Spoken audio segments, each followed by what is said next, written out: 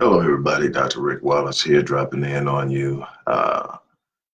Starting off a little earlier than usual. I'm thinking about switching it up and getting started earlier, like right out of my own priming session. For those of you who, you know, may be new to listening to me or new to the idea of setting your state for your day, your week, and so forth.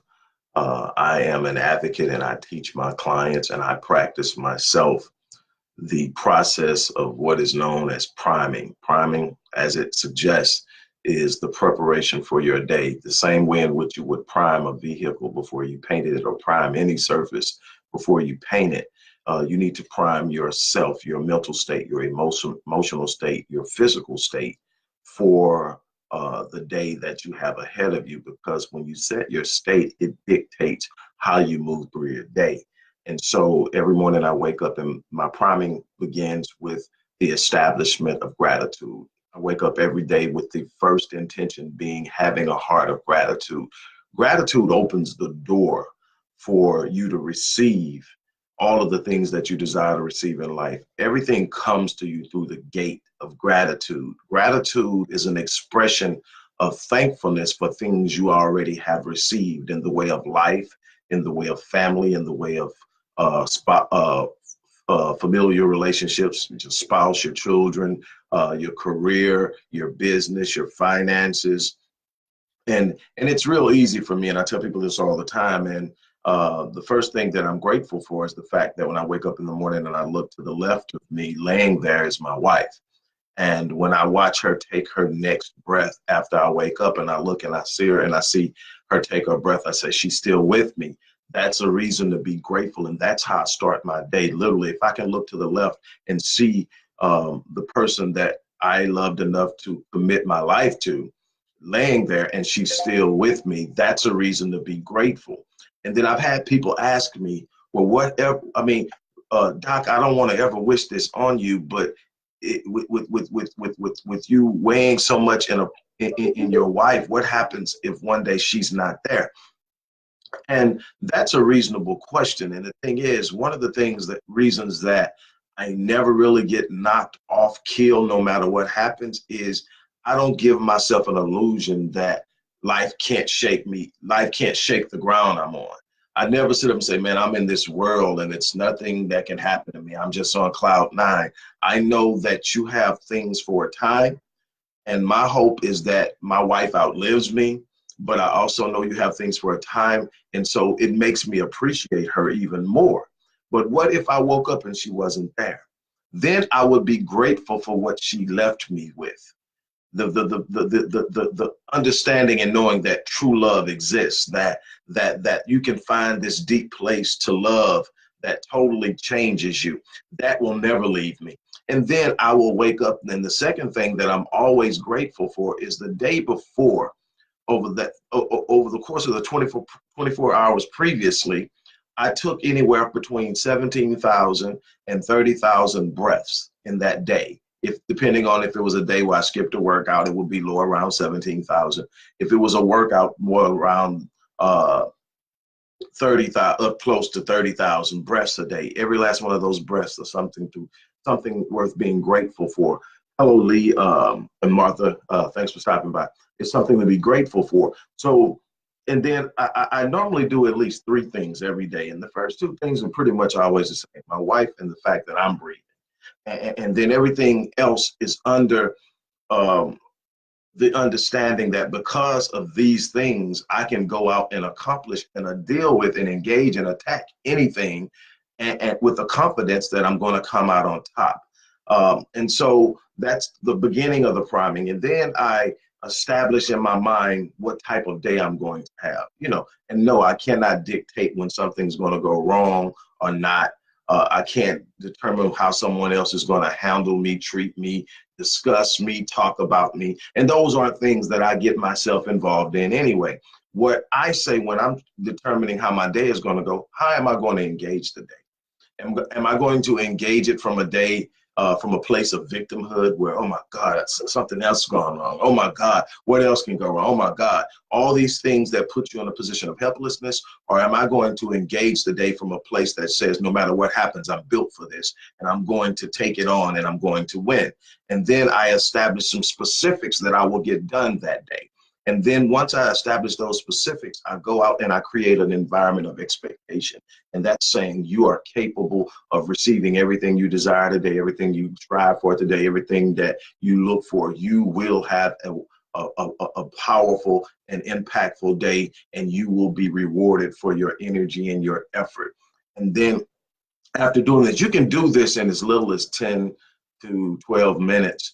I normally go 30 minutes to an hour, but you can do it in as little as 12 minutes. And there's a saying that says that if you win the first hour, you win the day. And I believe that with all my heart, that if you can establish a mindset of winning, a mindset of victory, a mindset of rising and taking on the challenges of life that you cannot escape. You can't circumvent the vicissitudes and struggles of life. They are coming. How you engage them, how you perceive them, how you make your decisions and move when you are hit with something is going to determine how well you fare in life, point blank and simple. So that's how you start your day. So I'm getting up a little earlier. Well, now I'm not getting up a little earlier. I'm up this early every morning, actually a lot early. I'm already primed, so I've gone through my first hour. But I'm going to start hitting you guys earlier so that maybe I can give you a positive mindset before the negative stuff starts to creep in. Because what I know for a fact in my line of work is that the vast majority of people in this world wake up and their minds immediately go to what's wrong. And that's their state for the day. Anxiety, stress, worry, frustration, disappointment, sadness. And we wonder why we have such a major issue with depression, is that we don't capture our day before it gets started. We let our situations dictate our state of being. We are guided and moved by our situations instead of establishing who we are despite our situations. When you know who you are, when you establish a sense of gratitude, you are establishing a state of receptivity of everything that you can possibly imagine. The very state of gratitude is a state of receiving. So you're being grateful for things you have that in some way, some form, somehow you received. And so it's in its gratitude and feeling of thankfulness and appreciation for the things you already have that you open yourself up wider in the realm of spirituality, in the realm of energy, in the realm of emotion, in the realm of expectation. So mentally, physically, spiritually, everything is open to receiving something better because of your heart of gratitude. The more you worry, the more you stress, the more you complain, the more closed you become to receiving, and it makes it difficult. You make poor decisions. There's so many, and it's not just a mindset. It's physiological, it's spiritual, it's all of these things. You're literally closing yourself off when you start to complain. You need to get away from the excuses. You need to get away from the complaining. You need to get away from allowing your situations to dictate, because when you start setting your state, you get situations, but they don't define you. They're not what dictates how you're going to move. You set your state and you get after it. Hey, what's going on, little bro? I'm glad to see you pop on. But so that's how you get started. So that's how I start my day. I'm going to be real brief with you and talk to you about why I really came this morning. A young brother that I've had the pleasure of knowing for a while used to come in and sit in on some of my studies. Well, at least one or two. 9 years ago, almost now. I kept up with him, and we encourage one another, and I watch him. And the young brother posted something the other day that is so powerful. I shared it, and it applies today. He said, if you're tired of starting over, stop quitting. And the thing is, people ask me, how do people fail? They quit before they win. It's that simple. Why do people fail? They quit before they win. Why do people succeed? They won't quit. And it's that simple. When people talk to me and ask me, man, how have you gotten this far? How in the world did you get to 20 books? How in the world have you started and ran so many companies over the course of your life? How in the world did you do so well in academia? How in the world, and all these different things? And first and foremost, what they don't know are all the failures that came before the successes. All the times I got knocked down, all the times I got told no, all the times people told me it was impossible, all the times that I had to sit there and persevere and push through. They don't get that. They get the end of the story. They get the result. They don't know what was behind it, first of all. Second of all, my response to their question is real simple.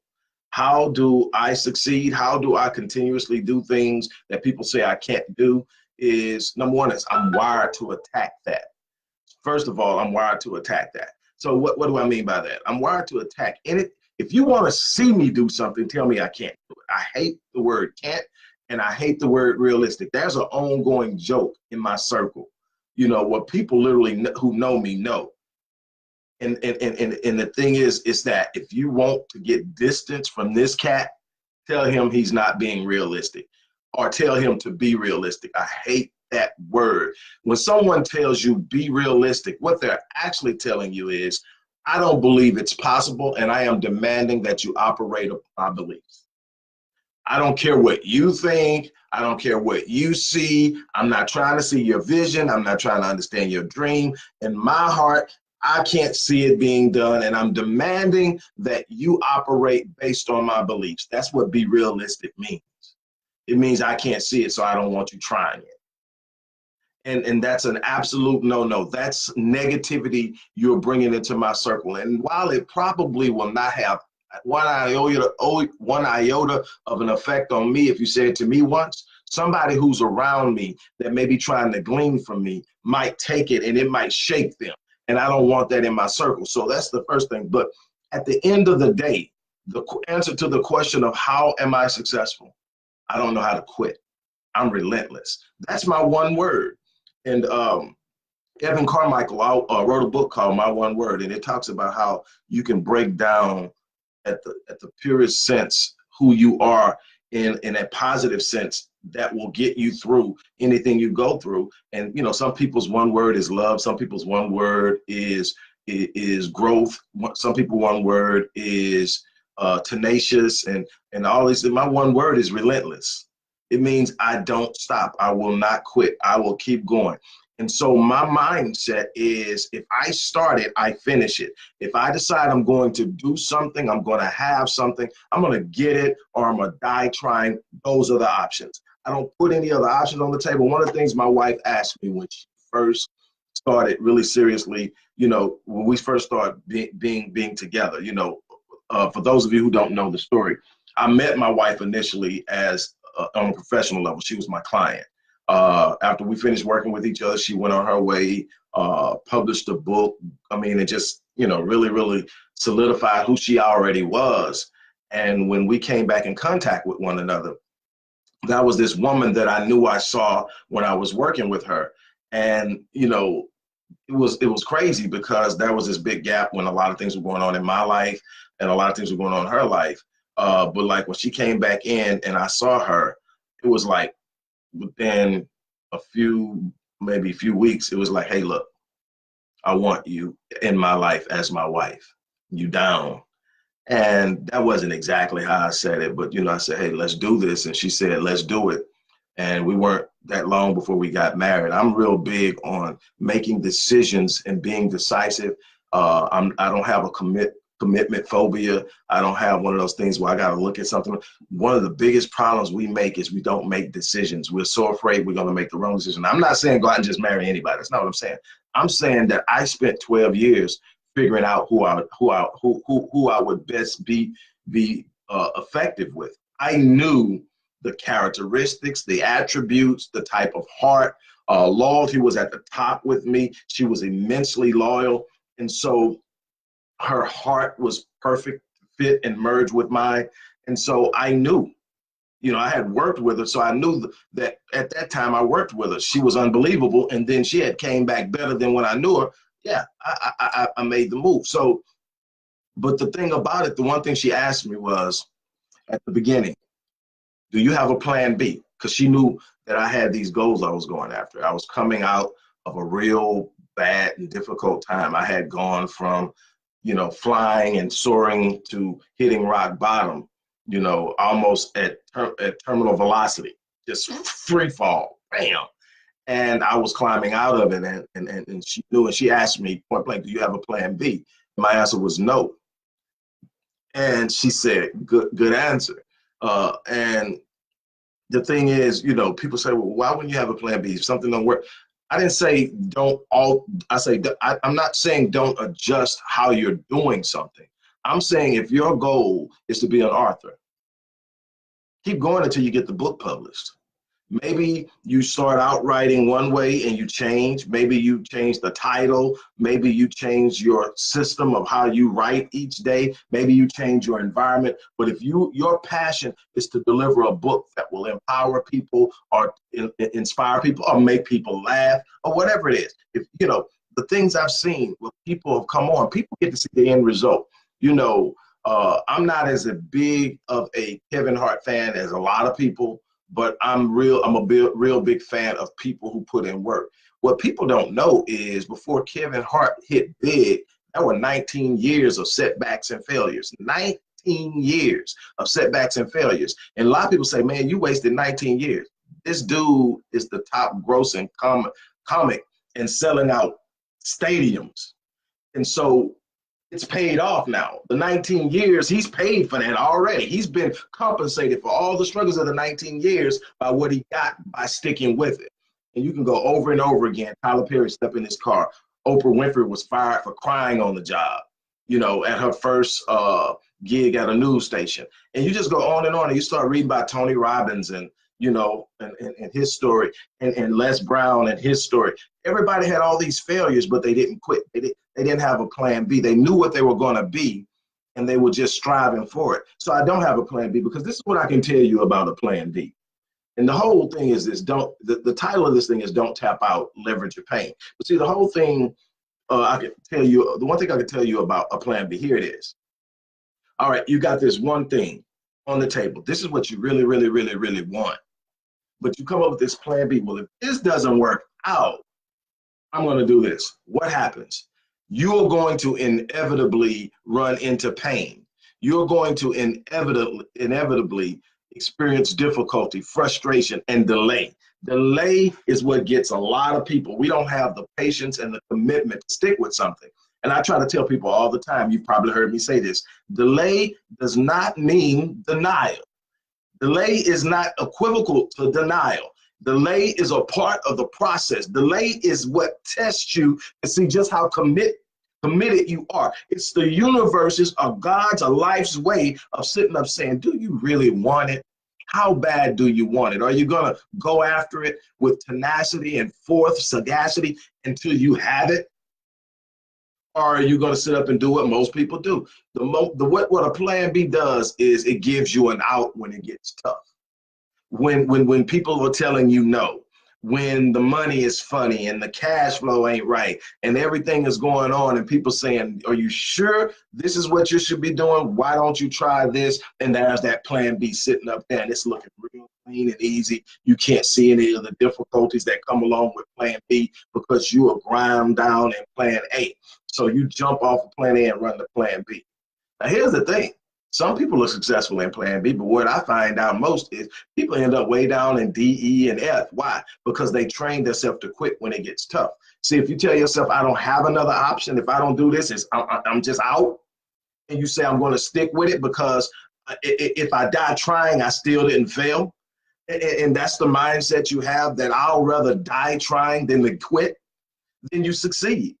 Because that is just, the universe can't resist you when you're that committed and moving. God has designed a universe to respond to your faith, first of all, what you believe about yourself and what you expect out of that belief. And then the work you put into it, the commitment you put into it, the consistency you give it is going to determine the level of success you have and how consistent that success is in your life. It is that simple. It is about starting. I give several reasons. I mean, this has always been my case over life. I start out, I have these difficulties, I have these frustrations, I go through these things, but I refuse. I refuse to tap out. I refuse to sit up and say, you know what, I'm tapping out. I just can't do it. I'm done. Tapping out doesn't register with me. It's like, no, you're going to have to beat me down and just take me out. I'm not quitting. I'm not quitting because I can't live with the disappointment of not staying in and finishing. I can't deal with it. I can't deal with it, you know. And so my mindset is built around that. And so instead of doing that, I found ways to leverage my pain. And what do I mean by that? I mean, take the pain and understand it.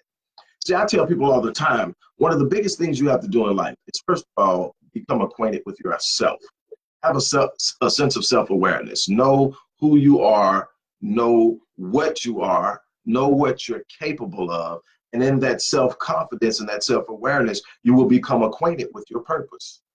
When you study your design, from your physical design, your mental makeup, your spiritual, emotional makeup, your gifts and talents, all of these things, it's indicative of your purpose. And when you become acquainted with your purpose, it will explain your pain. See, most people are frustrated and can't stay in anything because it's not connected to their pain. I mean, their purpose. And why? Because they haven't discovered what their purpose is. So they're just doing what people told them they should be doing. You're good at this. Why don't you do that? What you should do is you should focus on this because you're not good at that. And people are study telling them who they are. And they'll study trying to carry out assignments based on what someone else told them they are, and they never searched themselves. They never became acquainted with who they really were, so they aren't familiar with their purpose. And until you discover purpose, you can never discover passion. And until you discover purpose, you will never understand all the things you're going through that hurt you, that just simply didn't make sense. Why did they do that to me? Why did I go through this? And all the God whys you like to ask. Oh my God, why? And then you start to question. But see, if you understand your purpose, you understand why. It's preparing me for something. It's conditioning me for something. It's elevating me in the sense of fortitude. It's elevating me in the sense of endurance and perseverance. I need to go through some things so I'm prepared to stand no matter what happens. And so that's what this pain is. But when you discover the purpose and you understand your pain, now you got this passion that drives you. And the passion won't let you quit. It's something about quitting and passion that don't mix. See, passion says, get up and do it. I know it's frustrating. I know you're not seeing any signs of things coming to fruition, but your seeds that you have planted by your beliefs, by your actions, by your expectations, it's now in the ground. It's being nurtured. It's being watered. It's simply going through a gestation period before it starts to grow out, sprout, and present itself in the manner in which you see it in your vision. You got to leverage the pain. You got to see the pain as something that produces what you desire. You can't use the pain as your trigger for your turn off switch, your tap out switch. Most people experience the pain and shut down. You got to understand, when I go to the gym, for those of you who don't know me, the first company I ever started 30 years ago was Stay Fit Fitness and Training, a fitness company. I worked as a personal fitness instructor. I dealt with a bunch of specialized areas, prepartum, postpartum training, someone that's thinking about having a baby, getting pregnant, wanting to get into shape before they get pregnant, people who have had a baby, want to get out. I did that. I did sports-specific training. I did training in areas of rehab and habilitation. I dealt with people with thyroidism. I dealt with people with diabetes. I dealt with a lot of specialized things, and that's where I started. But and that's how I operated in the beginning with that first business. And the starting of that first business opened the door for me to do so many other things. But the thing that you have to learn in life was when you are sitting up and you're trying to make your decision to move and all of that, you have to understand this pain thing. So when I, as a former athlete, as a fitness instructor, this is what I can tell you. When I'm in the gym or when I had somebody in the gym, my son runs it now. It's now Master Fitness 21, and my son is the primary trainer. I still write programs and stuff, but it's still active. We shifted the name and did some other things with it, but it's still out there.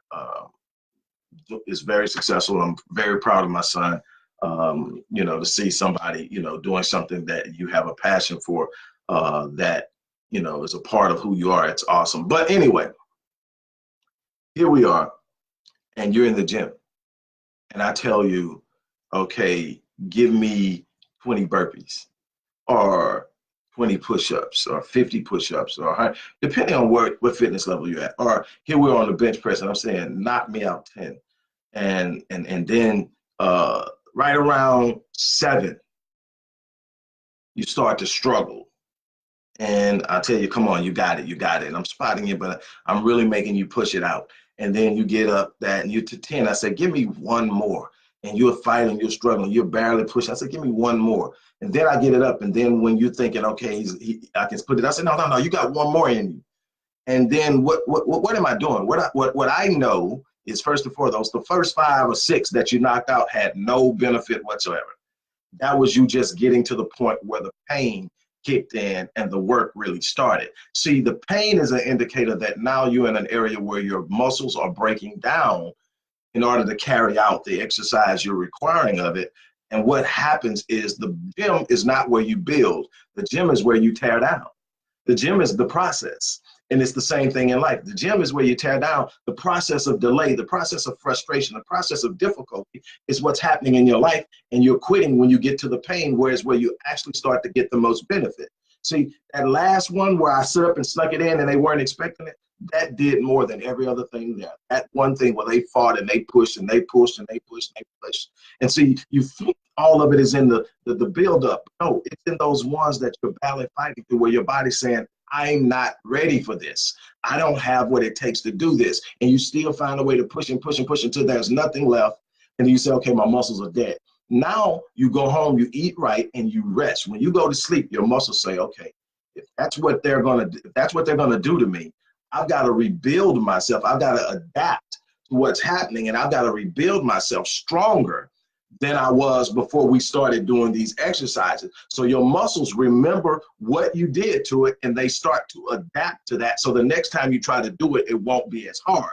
And this is how you get stronger. This is how you develop your muscles. And this is how you develop in life. You have to go through some things. You have to be challenged. You have to be pushed. If you're waking up and coasting every day, you're nowhere close to the fullness of your potential. You're not actualizing it. You're not living at the level of your design, and you're failing your designer. It's that simple. And so when you get to that point, you've got to sit up and say, I can't tap out. If you're tapping out when in the gym, when the burn first starts, you're not getting anything. It's okay. When I get to, I get up every morning and I do 100 push-ups out, straight out.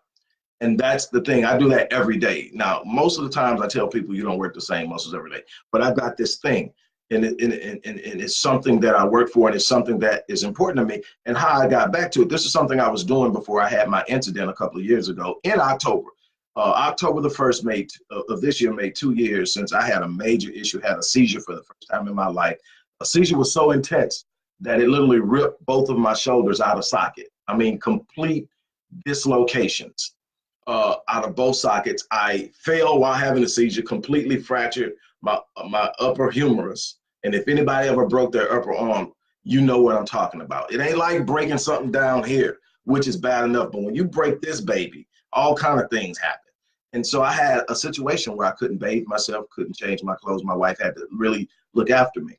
But the one thing I remember out of all that, now that I'm thinking about it, is I was in the ICU because of the cause of the seizure.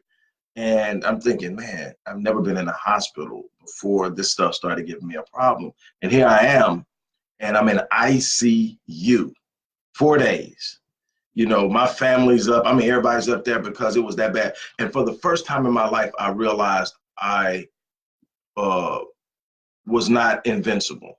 I had always went through life, like, hey, man, thinking like a kid. You know how when you're young, you think nothing will ever happen. And I remember sitting up, there's nothing that will wake you up and introduce your vulnerability to you, like sitting at a table at Starbucks, working on an assignment, and waking up being rolled into an emergency room on a stretcher, and blood just gushing out of your mouth because you bit through your tongue, literally. My tongue will never be the same because of how bad I bit through it. And you can sometimes tell I have trouble enunciating my words because my tongue is so big and deformed because of it. But that was the least of my problems. I'm screaming like, where am I at? Why am I here? And why are my shoulders hurting so bad? I just kept saying, what why am I hurting so much?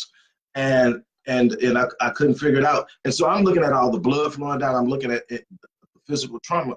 I'm saying, man, did somebody blow up the store? You know, because I can't remember anything. And I come to find out that I had a seizure. And that, like, I've never had a seizure. I'm like, what? And anyway, what it did is it told me, okay, it's time to get your stuff together. But I remember coming home from the hospital after being in ICU for 4 days, then critical care for another 2 days, and then finally coming home. I'm literally in the hospital gown and I can't move. I had all kind of difficulty sleeping because of the two dislocations and me not wanting to take pain medicine and couldn't find any other way. I had nurse friends from all around shipping me all kind of remedies trying to make me feel better so I can get to sleep. And if Ava Carter ever watches this, man, she really, really, really was a friend in this. But anyway, the one thing I remember, the one thing my wife literally lost her mind, but I can't bathe, I can't take care of myself. 5 o'clock the next morning after getting home that first day and going to sleep, 5 o'clock the next morning, I was up, sitting at my desk in my home, trying to figure out what I'm gonna do. I can't type because when I fell and I broke my arm and the dislocation, I caused nerve damage. So I couldn't use my left hand. So here's a person, and now I'm looking at it. I got all this stuff. I can't use my left hand. I've got all this pain. I can't lift my arms. I can't do anything to create anything with my body, my hands. And a man working with his hands can understand what I'm talking about. I don't care how intellectual you are. I don't care how smart you are. I don't care what you are. I don't care if you're a lawyer or a doctor, whatever. There's something about working with your hands. There's something about having the capacity to grab something and make something happen. And when that goes, it makes you think. But all I can remember telling myself, my wife, like, baby, you just need to rest for a while. I said, I can't stop now. I can't stop now because I came here with an idea of what I was going to do for my family. And me moving back to Houston to get married and do what I said I was going to do, it was something important to me. And I got up and I couldn't figure it out at first. But the thing I wasn't going to lay in the bed and whine and complain and feel sorry for myself. So I got up and I figured out something, and I put my hand up on the counter and I could move my right fingers. So I would peck the computer until I get something done. And it's like, I don't care how long it takes me. I'm going to peck out an article or something to publish on one of my sites. I'm not going to not do work. And then I looked up and I worked through it. And eventually I got back to where I could get in the gym. That rehab, you know, I finally got to figure out what some of the people that I was rehabbing as a trainer went through. And oh my God, you know, and so I got back to it though. And the thing is, I remember when I first started, I said, the one thing I'm gonna get back to physically, there are a couple of things that I looked at. I looked at some financial markers, I looked at some physical markers, I looked at some nutritional markers, and I say, this is where I'm gonna get back to. And one of the things I did physically said, I'm gonna get back to doing 100 push-ups a day. The first time I tried it, I couldn't do one. I can't explain that to somebody who is fit and never felt this, but couldn't do one. And there are times I've done as many as 160 straight, but here I am and I can't do one. And so it took me just saying, I'm not going to quit. And when you go into the gym and you can't bench press the bar, the ego for a man, I don't know about a woman, but the ego for a man not to be able to bench press the bar will make you shut down and not want to do it because you don't want people to see you struggling with it because they don't know your story. All they say is, who is this dude over here? Can't, you know, but I went to the gym. I'm going to figure this out. I'm going to get to the gym. And now I'm at the point now when my wife is screaming across the gym, that's too much weight. You know, and most of it's with my legs most of the time, but still I'm working out and she's like, right, be careful, all right? You know, because there were times I overdid it and got home and like I was like miserable because I was in so much pain, the inflammation, because I hadn't healed in my shoulders. And so all of that is this. I found a way to leverage my pain. I didn't tap out when life took its best shot at me. I leveraged the pain. I understood by life that this pain had something to give me. It could shut me down or it could make me stronger. It could cause me to fold or it could cause me to stand up and push back. And you've got to develop the mental fortitude first and foremost that you will not shut down, you will not tap out, you will not turn around and quit. I'm going to leverage this pain. I'm going to find a way to get past the pain. And this is what I can tell you. Whether you're talking physically, whether you're talking emotionally, whether you're talking psychologically, spiritually, or whatever. When you find the moment where you push through the pain, you find there's a whole nother world of possibilities out there. You find that you haven't even tapped the surface of what you're capable of doing. All of what is really beautiful in life is on the other side of pain and fear. You can't even have it until you attack fear and attack pain and say, I'm going to win.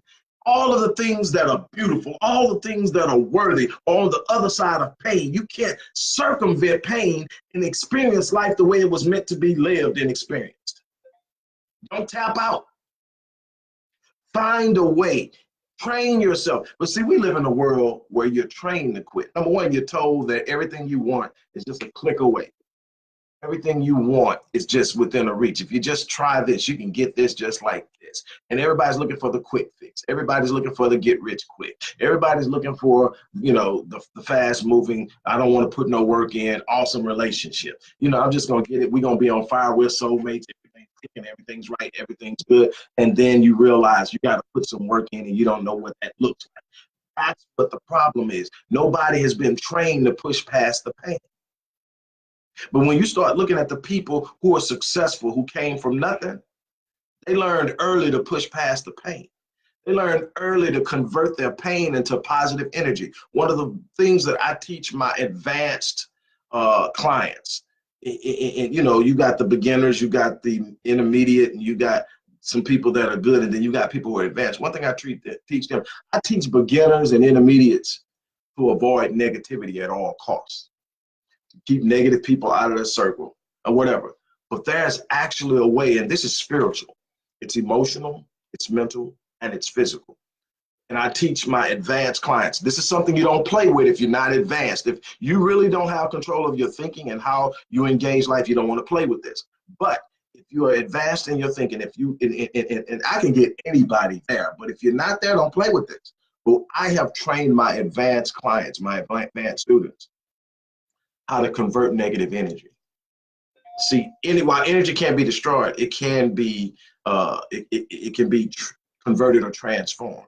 In other words, you can absorb it and redistribute it in a positive way. If you've got the positive energy force that's greater than the energy you're receiving. So if somebody's got negative energy coming at you and you are so in tune with who you are, your purpose, your expectations, that you consistently live at an optimal state, a beautiful state, a powerful state, an ultimate state, then when you're in this ultimate state of performance and engagement and something negative comes at you, you don't have to dodge it or run from it. You sit up and absorb it, and then you redistribute it. It's unbelievable what you're capable of doing when you have your mindset. You literally, my mom would say, you know that person doesn't like you. Why do you still let them?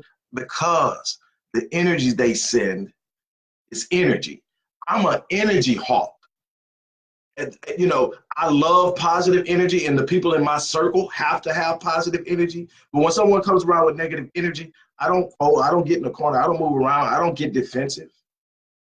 I'm like, okay, send it. Why? Because I have what it takes to absorb it. Then now I've got energy that I can redistribute in a positive way and use for a positive reason and get positive results. So that's the beautiful thing about when you move past pain. You start determining that you can take anything and make it good. I didn't say you can make any person, but you can take any situation and find the good in it and turn it into something good when you understand how to engage pain. See, the pain is what makes most people shut down, tap out, give up, quit. But I'm telling you that if you focus on who you are and understand who you are and understand that the pain can't destroy you because your destiny is set, go through it, push through it, become the best you can be in every area. And I'm still striving in some of that. I'm still working on some of that. But it's every day. That's the thing. That's why I am never where you saw me at last year. Why? Because I'm always looking to be better the next day. And while these micro progressions may not be noticeable and recognizable to the people on the outside, I know I'm making them because I'm that analytical about where I'm at. So I know, but then I can look back and say, man, this time last year, this time last month, even this time last week, there's always something in every day that I'm adding. How many people can say that? That every day I'm adding something new to what I know, what I understand, what I expect, what I demand, and what I do. That is because I was willing to push through the pain. I was willing to leverage the pain. I was willing to embrace the pain. And I'm not talking about in some sadistic way where you just love hurting. I'm not talking about that. I'm talking about the understanding that while this is uncomfortable, it has value. There's a difference. You know, if I didn't have to do it, I wouldn't. But I understand that the only way I'm going to get the things I want is to do it. And so since that's it, I've got to. I don't have a choice. I got a wife depending on me to deliver what I promised her. I have children depending on me to set the standard of how you perform and engage life and how you handle when life throws you these uppercuts that floor you. I've got them looking at me. I got people watching. I got mentees that are looking at me and say, "Oh, wow, Doc, you got hit with that one. What you gonna do?" Because if I fold, then everything that I've given them to that point loses its value. And now they're starting to question all of the things that they're fighting through now because they saw me fight. So I can't quit. It's too much. It's way too big for me to quit. It's way bigger than me. And that's the thing. You gotta take on something bigger than you. The only reason you're doing it is you. You can always reason with yourself why you don't have to do something when it becomes too uncomfortable. But if you're doing it for something bigger than you, if you're doing it for someone that you'll go to the end of the world for, all of a sudden you're sitting there and you're looking at this discomfort and you're saying, man, woo, I don't want to mess with this, but I can't let baby down. I can't let my kids down. I can't let my parents down. Maybe you're looking and you're saying, man, my parents really need me. They supported me and reared me and took care of me all their lives, and now they're in a difficult situation and they need me. Then you can't quit. They need you. You can't quit. You can't go to them and say, I wanted to help y'all, but it hurt. I wanted to help y'all, but it was difficult. I wanted to help y'all, but it got frustrating. You got to sit up and suck it up. And you got to go in and you got to understand that behind the pain is the promise. Understand that behind the pain is the promise. On that note, I'm going to get out of here. Look, if you haven't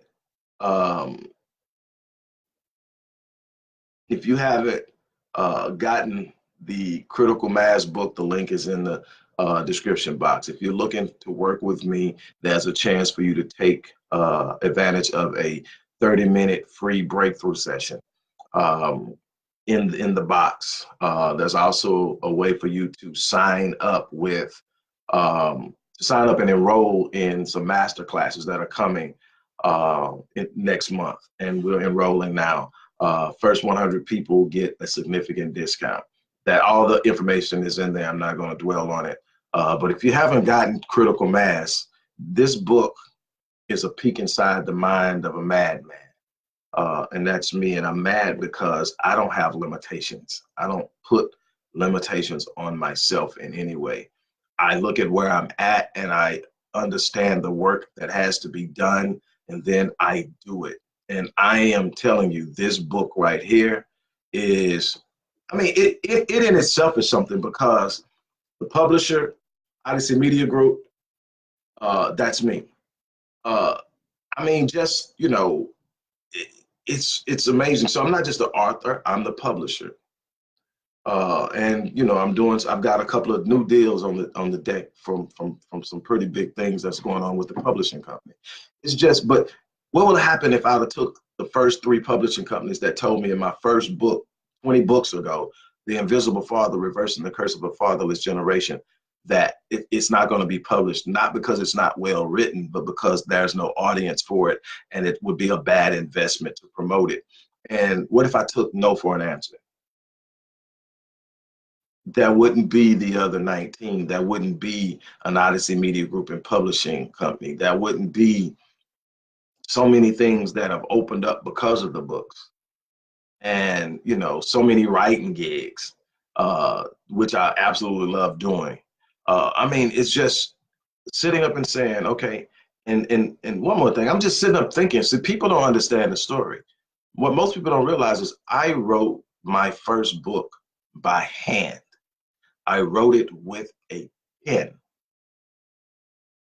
and all of the writing took place at night.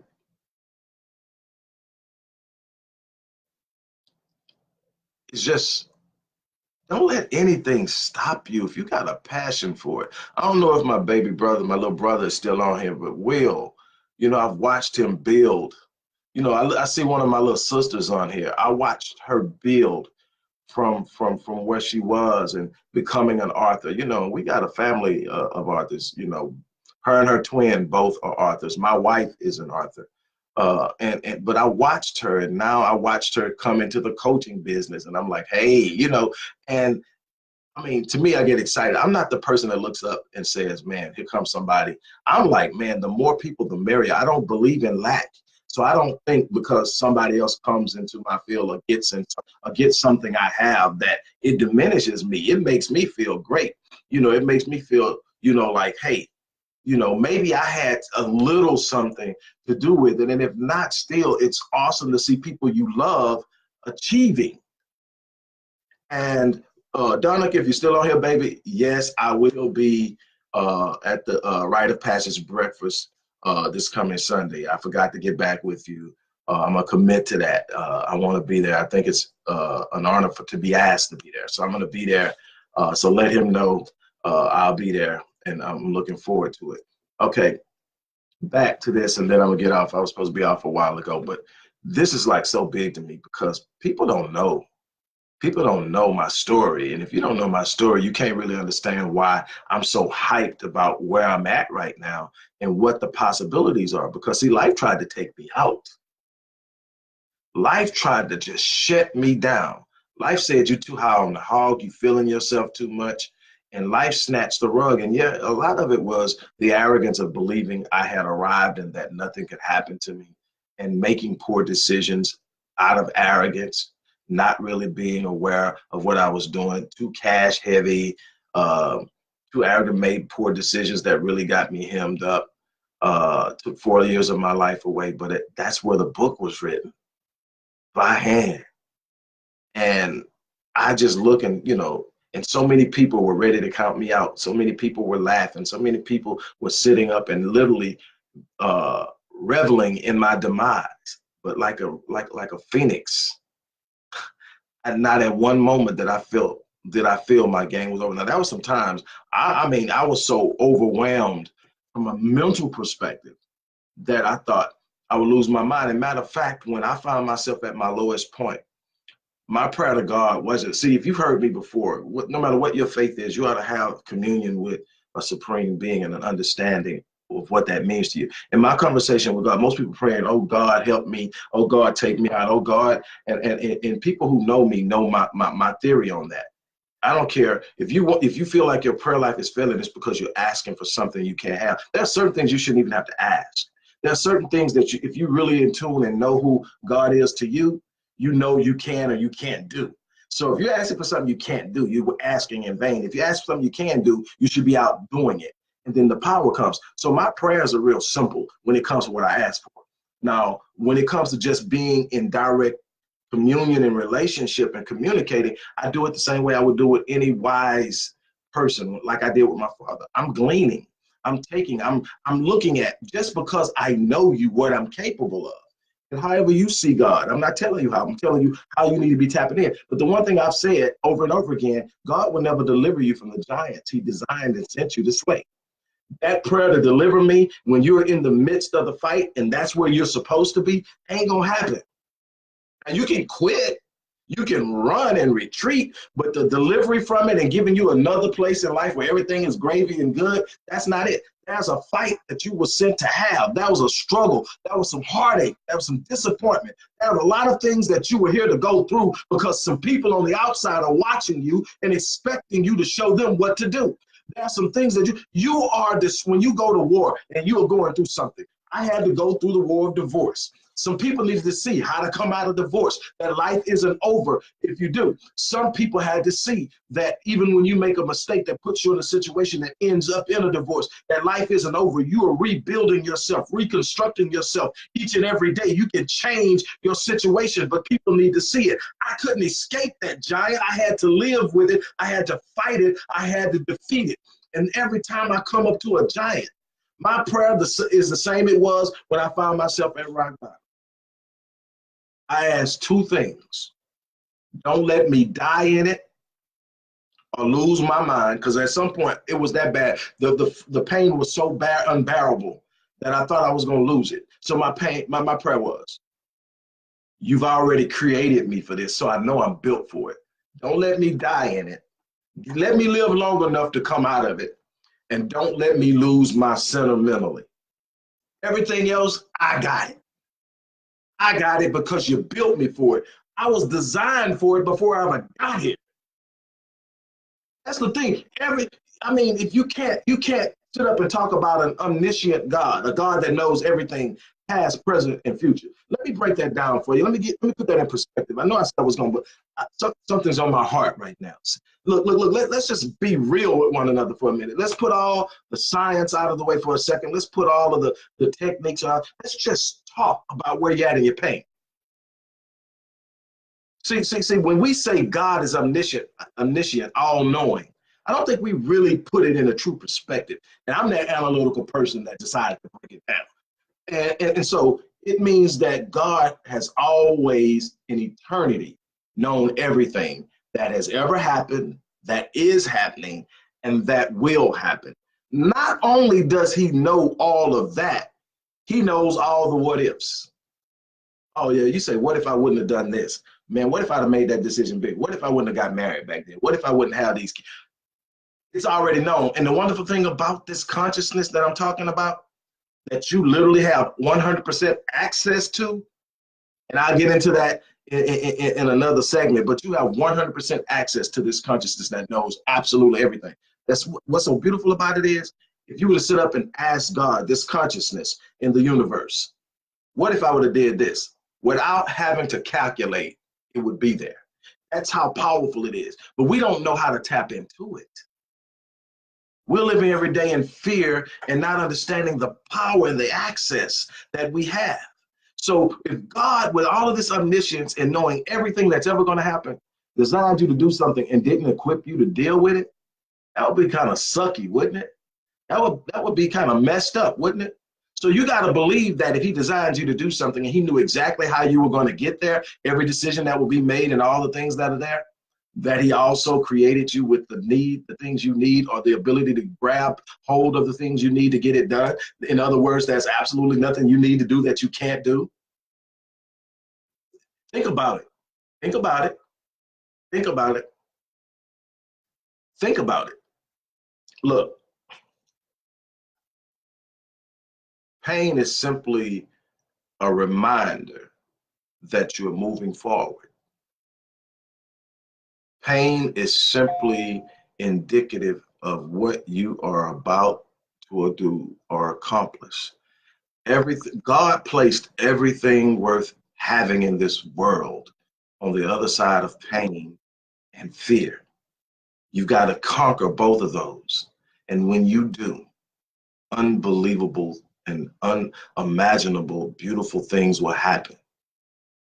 With that being said, I'm finally off of here. Look, I would love to work with some of you guys, but definitely look and see if something you want from me isn't in that description box. Go to the site at www.rickwallacephd.link and look and see what I offer. Find a way to take advantage of it. I'm literally overflowing right now, and it seems like no matter clientele is increasing. And it seems like no matter how much it increases, I'm overflowing right now. There's so much I have to give. And every time somebody drops in on me, I'm there, I'm ready. And that is this unbelievable feeling of just simply pushing through the pain. Because if I hadn't pushed through the pain, I wouldn't be ready. I couldn't tell people what was on the other side of their struggle if I hadn't pushed through mine. Don't let the struggle shake you. I don't care where you're at. It doesn't matter where you're at. Rock bottom is as good a place as any. Rock bottom is as good a place as any. Up against the wall is as good a place as any. Any one of those situations where you're either rock bottom on the ground or up against the wall, ain't nowhere to go but the way you need to go. That's the beautiful thing. That's the beautiful thing. In perspective is different. But get up, dust yourself off, and go put in the work. For those that I end up working with, for those on here that I have worked with already, good seeing you. For the rest of you guys, hey, come find me. Let's sit down and talk. I'm not the easy person. I'm not here to sit up and coddle you. I'm not a mean person. I don't disrespect. I don't talk down to people. I don't judge people. I don't care what you've done. I want to talk about what you want to do. And so I don't judge people, but I am very, very firm on what I demand. I mean, you're not going to come coast and play around with me, whether it's in the gym, whether it's sitting down with coaching sessions, whether it's sitting down with therapy. We're going to deal with the issues. We're here to win. And the problem is most people aren't ready for that. And I know that. Most people don't want to win. They talk about winning, but they don't want to put in the work. They don't want to have the commitment. They're not willing to go the distance. And they won't have it. They can sit up and wish all day long or whatever. They'll never have it in any consistent way because they're not willing to put in the work. With that being said, I'm out of here. As I always say, live your life on full and die on E. That's what I'm going to do. I am going to die on E. I'm going to give this life every ounce of me. I dare you to do the same thing. I'm out of here. Peace.